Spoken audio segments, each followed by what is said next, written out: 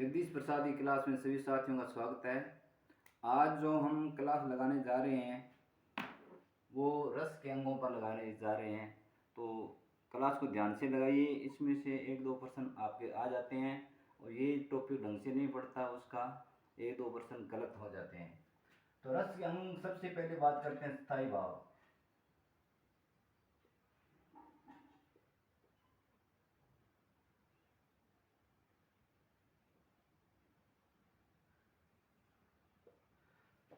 स्थायी भाव की बात करें तो सहृदय व्यक्ति के अंतःकरण में जो मनोविकार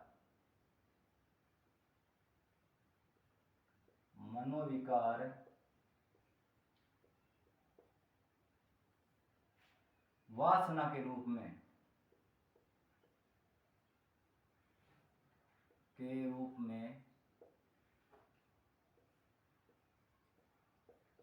सदैव निवास करते हैं और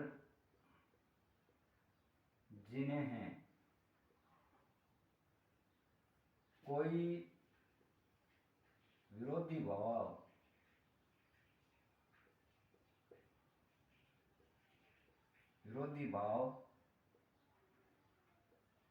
दबा न सके,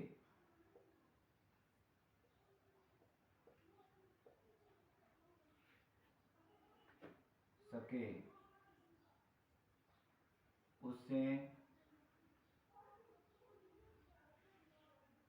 स्थायी भाव कहते हैं।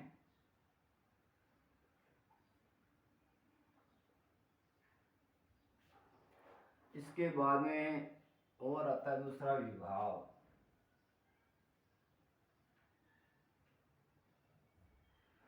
जो स्थायी भाव होता है वो सहृदय व्यक्ति के हृदय में, अंतःकरण में वासना के रूप में सदैव निवास करता है, केवल सहृदय व्यक्ति के। और ये कारण और आलम्बन प्राप्त करते ही जो सामाजिक होता है उसके हृदय में यही स्थायी भाव है। आलम्बन, उद्दीपन, विभाव और स्थायी भाव, अनुभाव और संचारी भाव मिलकर के रस के रूप में प्रकट होता है। और उद्दीपन से तीव्र गति प्राप्त करके परिपक्वता प्राप्त करके रस रूप में परिणत रहता है, उसे रस कहते हैं।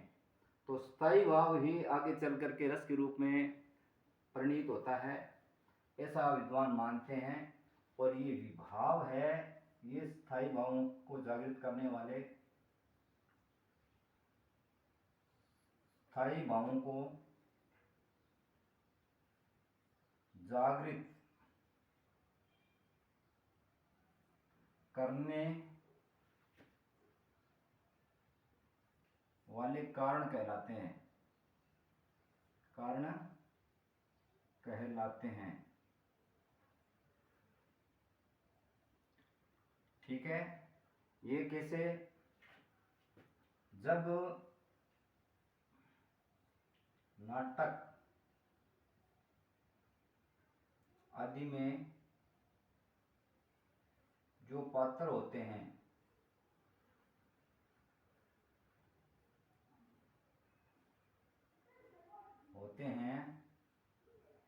उनका आलम्बन लेकर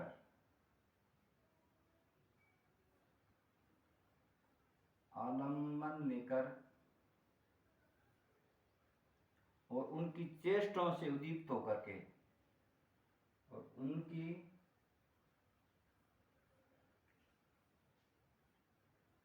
चेष्टाओं से उद्दीपित होकर संसारी भावों से परिपुष्ट होकर के और फिर रस के रूप में प्रकट होते हैं। जो पात्र होते हैं उनका आलम्बन बनते हैं, उसको आलम्बन विभाव कहते हैं। और जो आलम्बन की चेष्टाएं होती हैं उन्हें उद्दीपित विभाव कहते हैं। उसको आगे करते हैं। इतनी बात एक बार आप नोट कर लेना। ये जो आलम्बन विभाव होते हैं या विभाव होते हैं, ये दो प्रकार के होते हैं। विभाव कितने प्रकार के हैं होते हैं? दो प्रकार के होते हैं। उस पर विचार करते हैं। विभाव दो प्रकार के होते हैं। जो रस के कारण होते हैं या स्थायी भावों को जागृत करने वाले कारण होते हैं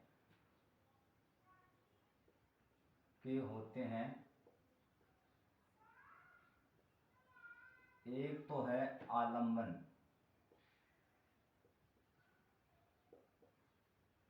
आलम्बन विभाव।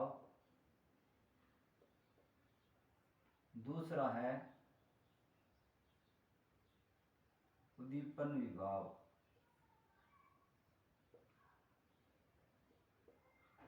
अब इस पर विचार करते हैं। सबसे पहले लेते हैं आलम्बन।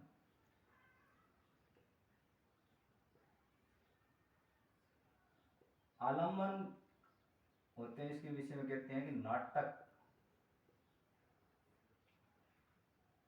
आदि में वर्णित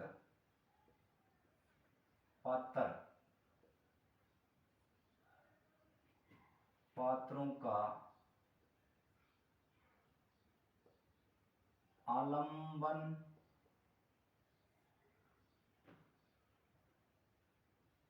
के सहारे या आलम्बन से सामाजिक में रत्यादि स्थायी भाव जागृत होते हैं।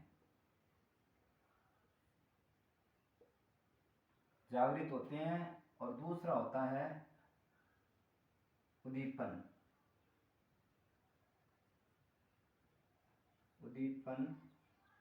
विभाव।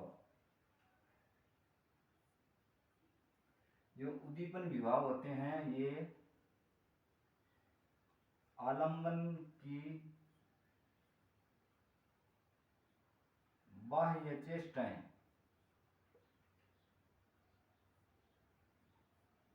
होती है और एक होता है बाह्य वातावरण।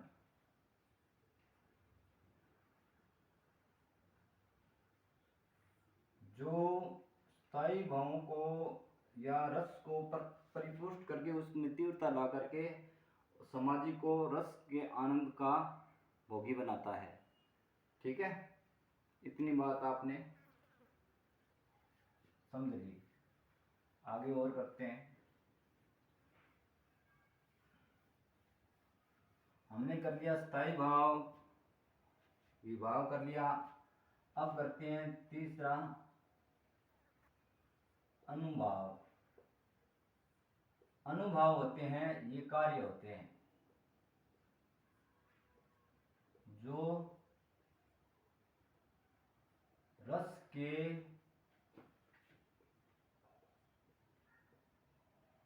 परिणाम को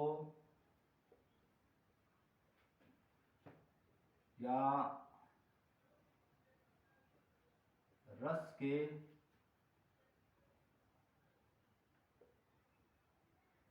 लक्षणों को बाह्य रूप से प्रकट करते हैं।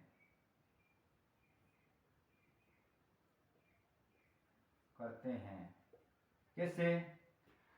जब स्थायी भाव जागृत होता है, जैसे रति स्थायी भाव जागृत होता है तो उसका चेहरा जो है थोड़ा थोड़ा लाल हो जाता है, उसमें कंपन सी पैदा हो जाती है और आंखें लाल हो जाती है और जो वाणी है वो उसकी अस्त व्यस्त हो जाती है या वाणी के अंदर लड़खड़ाहट पैदा हो जाती है। ये जो बाह्य लक्षण नजर आते हैं जिसके अंदर स्थायी भाव जागृत होते हैं, रस की उत्पत्ति होती है।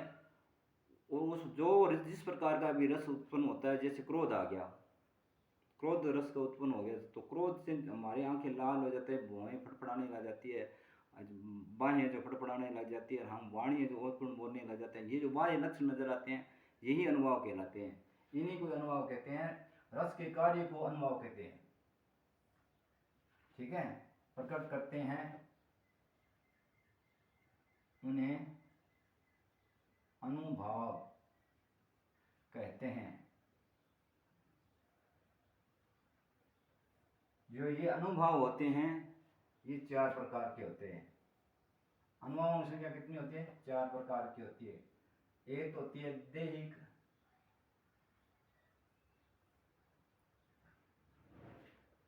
वाचिक,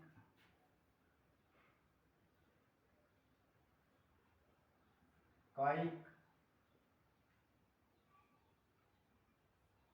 आहार्य, वाचिक, कायिक, वाचिक, कायिक,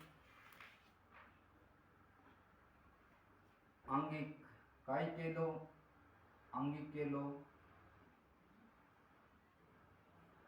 वाचिक, आंगिक, आहार्य और सात्विक।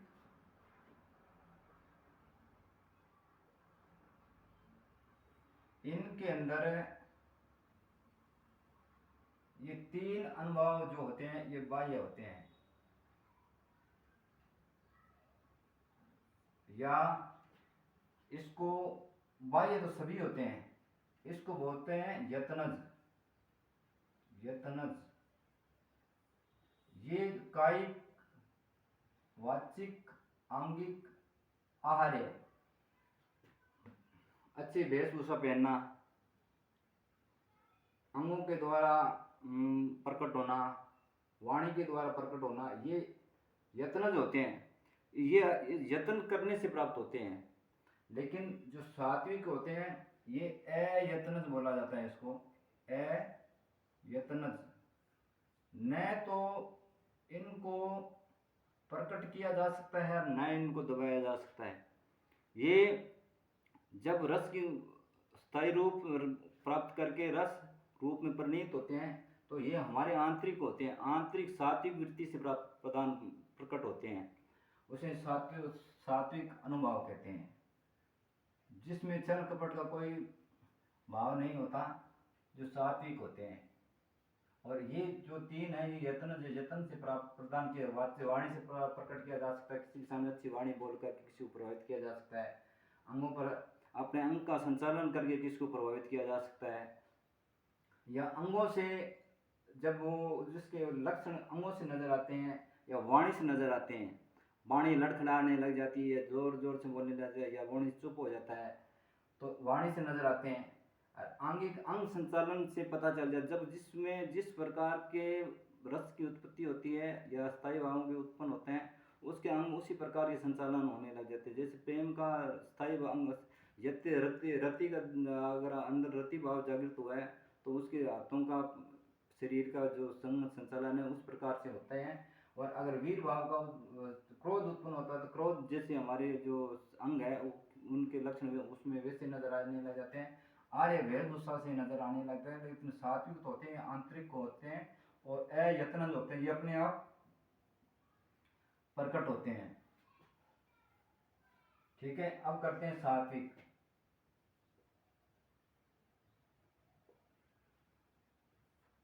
सात्विक अनुभाव।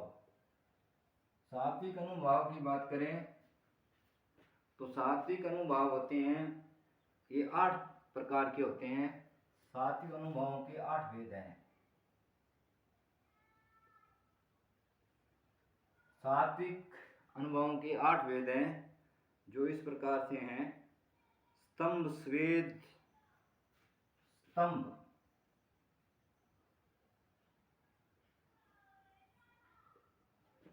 स्वेद, स्वरभंग, रोमांच,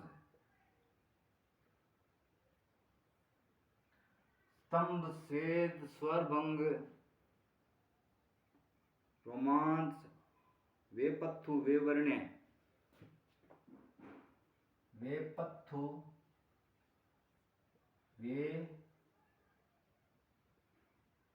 वेवर्ण्य, स्तंभ, स्वेद, स्वरभंग, रोमांच, वेपथु, वेवर्ण्य, अश्रु प्रलय, अश्रु प्रलय, ये 8 प्रकार के सात्विक अनुभव होते हैं। ये यत्न करने से प्राप्त नहीं होते, यत्न करने से प्रकट नहीं होते, ये तो मन की सात्विक वृत्ति से अपने आप प्रकट होते हैं। स्तंभ जब प्रकट होता है तो हम स्तब्ध रहकर एक जगह स्थिर हो जाते हैं। स्वेद जब प्रकट होता है हमारे शरीर में पसीना आने, एकदम पसीना आ जाता है। स्वरभंग, हमारी जो वाणी है वो लड़खड़ाने लग जाती है। रोमांच, हमारे जो ये रोमावली है, ये बाल कहते हैं खड़े हो गए, जैसे रोम खड़े हो गए, तो वैसे रोम पर रोमांचित हो जाते हैं। वेपथु, वेवर्ण्य, चेहरे का कलर, रंग बदल जाता है। अश्रु आ जाते हैं, प्रलय एक प्रकार से निश्चेत होकर के गिर जाते हैं, बेहोश हो जाते हैं। ये सारे सात्विक अनुभव है। आगे बात करते हैं संसारी भाव की। संसारी भाव 33 बताएंगे, वो रस रूप में रस को परिणित करने के लिए आते हैं और कुछ ही क्षणों के लिए आते हैं और आते रहते हैं, जाते रहते हैं, प्रकट होते हैं। जैसे पानी में बुलबुला बनता है, मिटता है, बनता है, मिटता है, उस प्रकार से प्रकट होते रहते हैं। तो ये आज हमने रस के अंगों के बारे में अध्ययन किया। कैसे लगी क्लास, कमेंट करके ज़रूर बताना। नमस्कार।